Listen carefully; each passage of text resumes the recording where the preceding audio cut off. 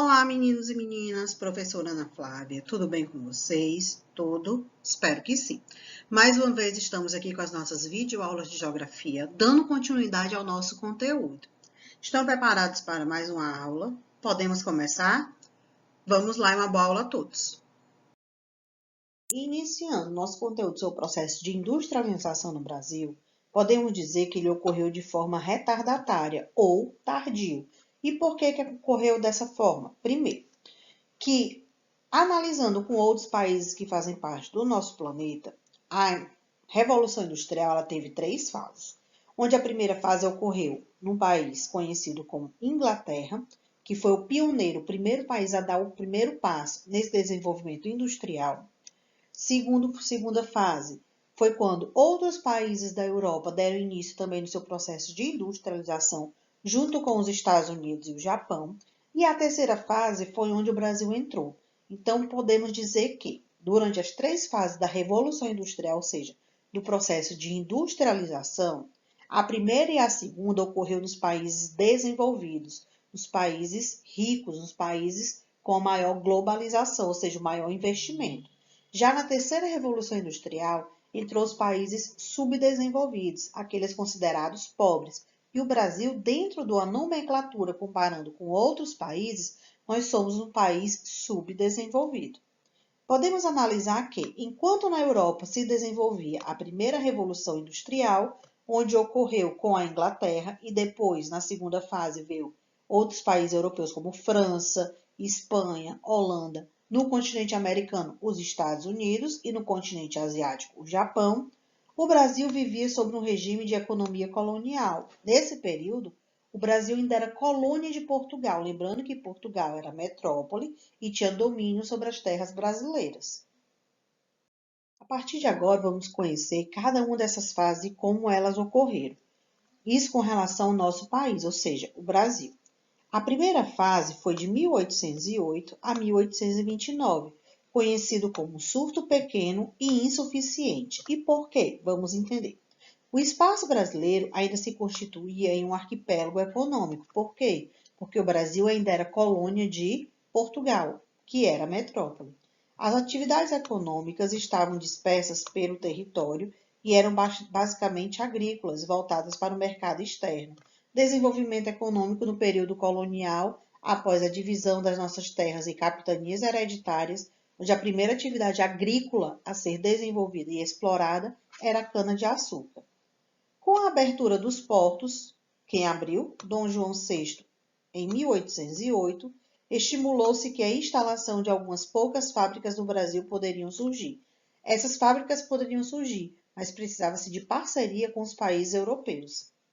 Tivemos importação de bens de produção, sobretudo com a Inglaterra, que era parceira comercial de Portugal, aprofundando a independência externa, tanto econômica quanto tecnológica. Portugal e a Inglaterra tinham esse apoio comercial, mas por questão de o Brasil ainda ser uma colônia de Portugal, não conseguiu se desenvolver economicamente da forma que era necessária. Assim, a expressão bens de produção ou bens de capital refere-se às máquinas, que são principais meios de transformação das matérias-primas, que fazem parte do setor primário da nossa economia, que é o processo de cultivo, é o processo de retiração da natureza para desenvolver na segunda fase, que é o processo industrial. Então, a expressão bem de produção ou bem de capital está relacionado com a matéria-prima que é extraída do seu habitat. E por que o Brasil não conseguiu se desenvolver na primeira fase do setor industrial, ou seja, da Revolução Industrial? Porque o nosso mercado ele era interno e era muito pequeno por conta de ainda estar no processo de povoamento e colonização, e era limitado pela escravatura, que era o processo de exploração da mão de obra negra africana dentro do nosso território. Em que área? A área agrícola, no cultivo da cana-de-açúcar. Tinha o desinteresse das elites nacionais, ou seja, não tinha interesse de enriquecer o território, cuja maior preocupação era continuar tendo grandes lucros com a agricultura exportadora. Eles não queriam modernizar o nosso território, porque a mão de obra escrava para ele supria a necessidade de se produzir em grande quantidade, em grande escala. Tivemos também as dificuldades para obter e manter bens de produção. Quais foram? As máquinas, equipamentos e peças de reposição, porque dentro do nosso território, a principal mão de obra de grande valia para os latifundiários, para os barões, era a escrava. Também ainda na primeira fase da Revolução Industrial que ocorria na Europa, principalmente com a Inglaterra, que foi o pioneiro, o primeiro país a desenvolver a industrialização, o nosso país estava preocupado com a parte agrícola. Depois da cana-de-açúcar, tivemos a atividade cafeicultora, ou seja, o desenvolvimento, o cultivo do café, principalmente na região sudeste, onde o Brasil tinha como objetivo exportar o café para 2 pontos. Quais eram esses pontos? Para todos os países da Europa, lembrando a vocês que é um continente, e para os Estados Unidos, que eram os maiores compradores de café do Brasil. Lembrando a vocês, Estados Unidos é país. Então, todos os países da Europa comercializavam o café brasileiro e os Estados Unidos no continente americano. Os lucros obtidos com a exportação do café foram investimentos em novas atividades econômicas, especialmente na indústria. Foi onde eles começaram a perceber que tinha necessidade de ter maquinário para ajudar a melhorar o desenvolvimento econômico do nosso país. A infraestrutura instalada para o escoamento do café, o que era esse escoamento? Ferrovias e portos. Qual o principal porto? O de Santos. Foram fundamentais para viabilizar a nova atividade econômica. Por que eles viram essa necessidade de desenvolvimento? Porque o café ele era cultivado principalmente nos interiores do estado de São Paulo e Rio de Janeiro e precisava ser levado para Santos, para o porto, para ser comercializado na Europa. Para isso, para facilitar esse deslocamento, começou a se construir as grandes ferrovias para transportar os grãos de café das fazendas do interior até a cidade. Tivemos também a chegada dos imigrantes, que logo após o fim da escravidão, que ocorreu em 1888, lembrando a vocês que dentro do nosso período de escravidão, tivemos 4 leis que fizeram parte desse movimento. A primeira lei, Eusébio de Queiroz, que tinha como objetivo libertar os escravos e não conseguiram libertar, mas foi colocado em prática o seguinte: todos os fazendeiros que tinham seus escravos poderiam permanecer com eles. Isso no nosso estado do Ceará, foi onde a lei foi colocada em prática. Poderiam permanecer com eles, mas não poderiam mais comprar e nem vender escravos, não podia comercializar. A nossa segunda lei foi a lei do ventre livre. Toda criança, filha de negro nascida, estaria livre. A terceira lei, a lei do sexagenário. O idoso com mais de 60 anos, ele teria sua carta de alforria. E a quarta lei, que foi a mais importante, a Lei Áurea, onde libertou todos os escravos do nosso país. Os imigrantes incrementou o mercado consumidor local e, ao mesmo tempo, foi oferecida a mão de obra especializada, pois eles tinham experiência nas fábricas europeias. Os imigrantes, qual é o grupo de imigrantes? Os italianos vieram para o nosso país para substituir a mão de obra negra, pois havia chegado ao fim a escravidão no nosso país. Chegando à segunda fase, que ocorreu de 1930 a 1955, conhecido como a industrialização nacionalista. Por que esse nome? Porque está relacionado com o desenvolvimento do nosso país.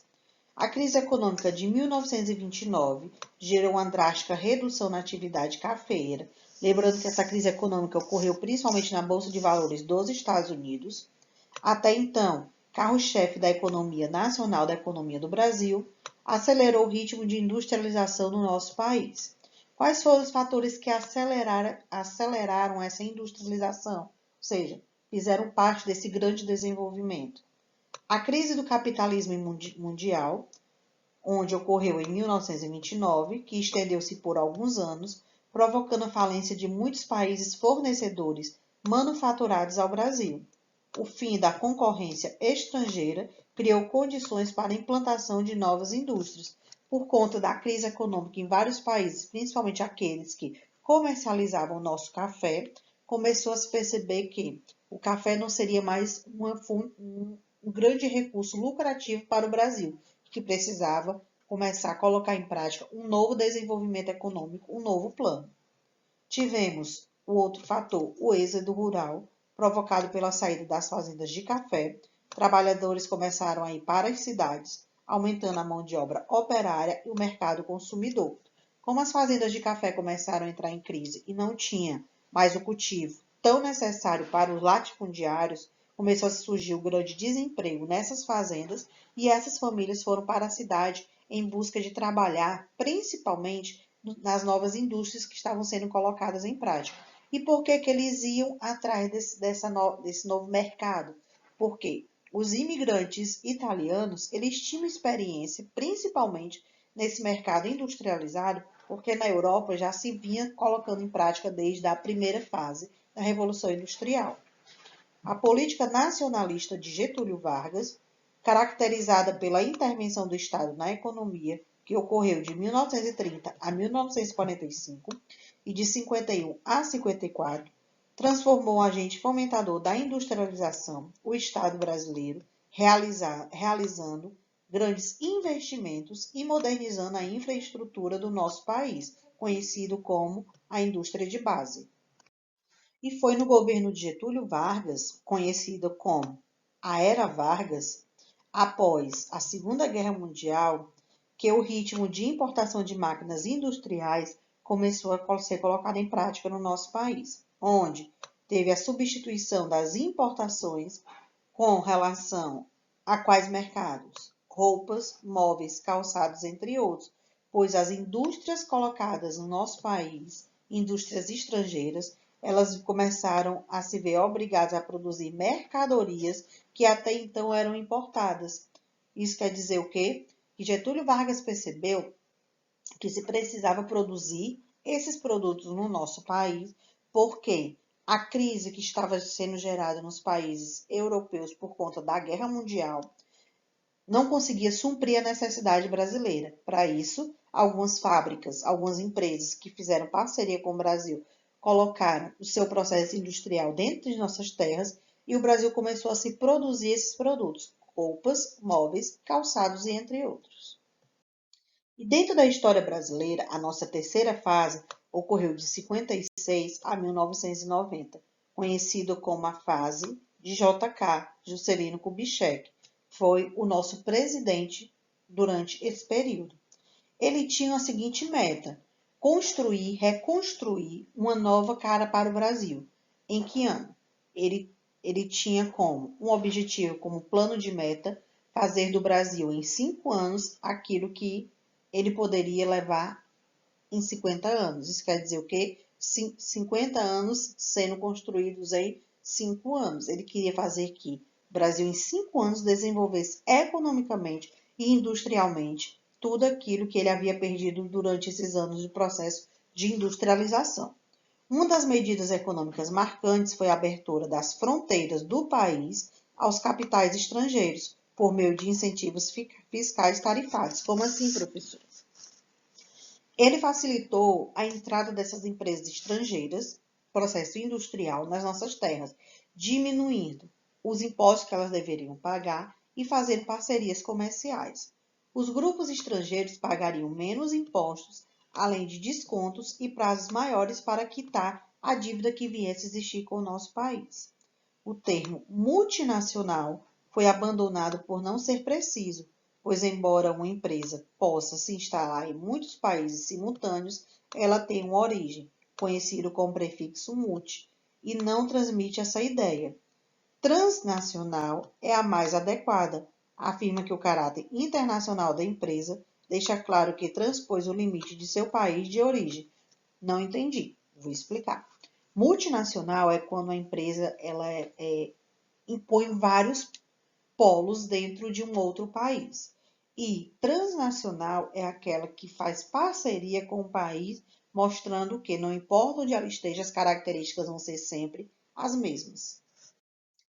E após essa introdução das empresas estrangeiras, capitais estrangeiros dentro do nosso território, passou a se ter um crescimento econômico do interior, onde conseguiu abrigar grandes fábricas, principalmente no estado de São Paulo. A situação geográfica do nosso território era estratégico, pois tinha ligação entre as ferrovias cafeeiras e o Porto de Santos, ferrovias essas que foram construídas no período do café. Fatores locacionais, o que isso quer dizer, professora? São os fatores dentro de cada território, ou seja, dentro de cada ponto do nosso país. Capital, quando a gente fala de capital, é o dinheiro investido, não é com relação à capital do estado. O capital de cada ponto estava localizado com o terreno, a infraestrutura e os maquinários que eram desenvolvidos nesse ponto, a matéria-prima e fontes de energia tinha como padrão de distribuição das indústrias, moldadas pela distribuição das matérias-primas. Ou seja, dependendo do tipo de matéria-prima, ele recebia o maior número, maior fonte de energia. Mão de obra e mercado consumidor. Grandes cidades oferecem mão de obra mais qualificada. Por quê? Porque começaram a se colocar em prática o aperfeiçoamento do incentivo industrial. Então, eles precisavam entender como cada uma dessas máquinas funcionava. Começou a surgir os grandes cursos de aperfeiçoamento. E chegamos ao fim a mais uma aula. Espero que tenham gostado do assunto, que tenham compreendido. Caso tenham alguma dúvida, podem tirar no Class. Vamos ficando por aqui. Até a nossa próxima aula, nosso próximo encontro e tchau!